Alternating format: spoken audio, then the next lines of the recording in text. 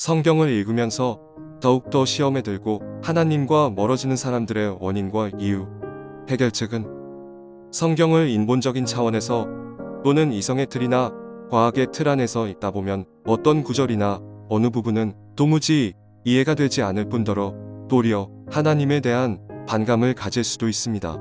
그러므로 성경을 접할 때에는 말씀으로 우주를 창조하신 하나님의 무한하신 능력을, 즉 인간들이 불가능하게 여기는 것을 또는 도저히 이해할 수 없는 일들을 가능하게 행할 수 있는 창조주 신이라는 것을 마음속 깊이 인정하는 가운데 성경을 읽어야 합니다.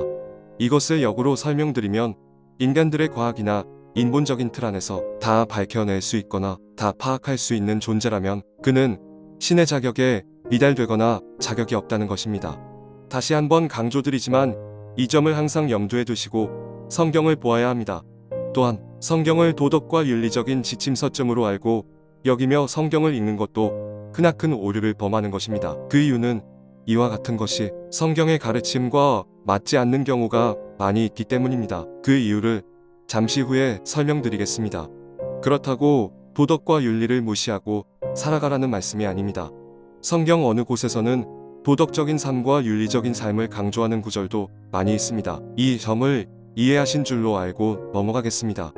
과거에 어떤 분과 성경에 대하여 대화를 나눈 적이 있습니다. 지금 기억해보면 이분은 성경을 대충 읽어본 사람인 것 같습니다. 이 사람만 성경은 다 좋고 유익한 내용만 있고 나쁜 이야기는 하나도 없다는 것입니다.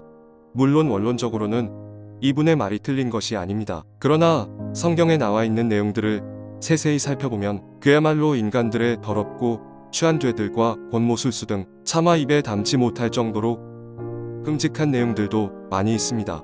또한 구약 성경에서 보면 하나님께서 많은 사람들을 죽이시기도 하시며 죽이라고 명령도 하십니다. 그뿐 아니라 신약 성경 사도행전 5장에도 우리가 쉽게 이해할 수 없는 기사가 등장하기도 합니다. 사도행전 5장 1절에서 11절. 아나니아라 하는 사람이 그의 아내 삽비라와 더불어 소유를 팔아 그 값에서 얼마를 감춤해 그 아내도 알더라. 얼마만 가져다가 사도들의 발 앞에 두니 베드로가 이르되 아나니아야 어찌하여 사탄이 내 마음에 가득하여 내가 성령을 속이고 땅값 얼마를 감추었느냐.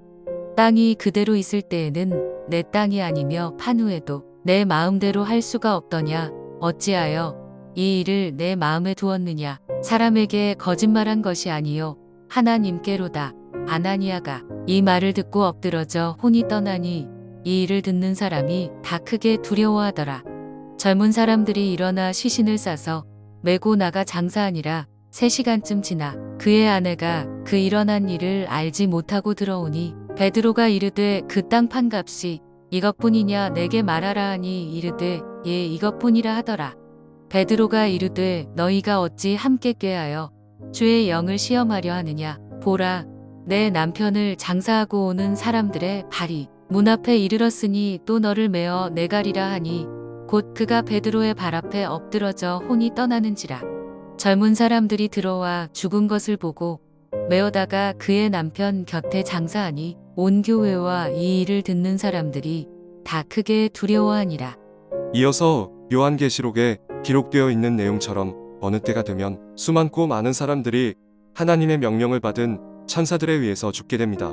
그리고 결국 끝에 이르게 되면 먼저 죽은 자들은 물론 이 지구상에 있는 모든 사람이 예수님께 심판을 받아 어떤 이들은 천국에 이르나 수많고 많은 사람들이 지옥에 떨어져 헐헐 타는 불못에서 영원토록 극심한 고통을 받게 된다고 기록하고 있습니다. 마가복음 9장 45절에서 49절. 만일 내 발이 너를 범죄하게 하거든 찍어버리라. 다리 저는 자로 영생에 들어가는 것이 2발을 가지고 지옥에 던져지는 것보다 나으니라.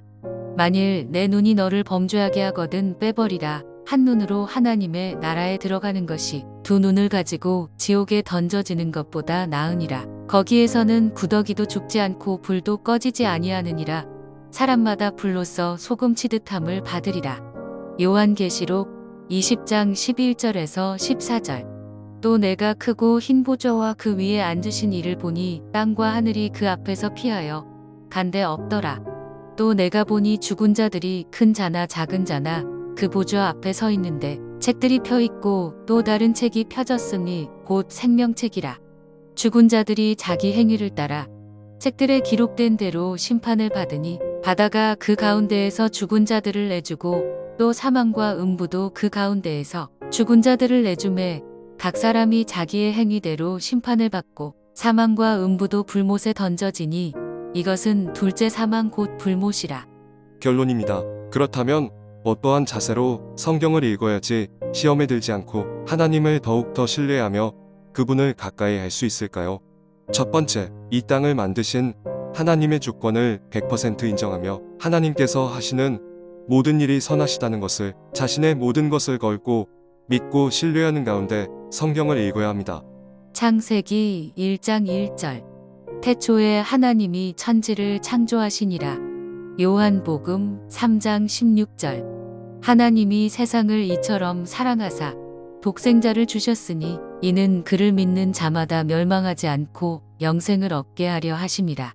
두 번째, 하나님의 공의를 100% 인정하며 성경을 읽어야 합니다. 앞으로 이 땅에 임할 심판이 이 세상을 사랑하는 자들이나 죄악을 밥 먹듯이 저지르는 자들에게는 두렵고 고통스럽고 끔찍한 것이 될 것입니다. 그러나 하나님의 뜻대로 살아가는 사람들에게는 또는 하나님의 뜻대로 살고자 몸부림치는 사람들에게는 오히려 주님 안에서 참된 안식을 취할 수 있는 기회가 됩니다. 이 땅에 하나님의 공의가 존재하지 않는다면 믿음도 부활도 구원도 다 무용지물이 되는 것입니다. 그렇기 때문에 하나님께서는 이 땅을 하나님의 공의로 다스리십니다. 그러므로 하나님의 공의를 전적으로 인정하는 가운데 성경을 읽어야 합니다. 사도행전 17장 30절에서 31절. 알지 못하던 시대에는 하나님이 간과하셨거니와 이제는 어디든지 사람에게 다 명하사 회개하라 하셨으니 이는 정하신 사람으로 하여금 천하를 공의로 심판할 날을 작정하시고 이에 그를 죽은 자 가운데서 다시 살리신 것으로 모든 사람에게 믿을 만한 증거를 주셨음이니라 하니라. 할렐루야, 하나님을 찬양합니다.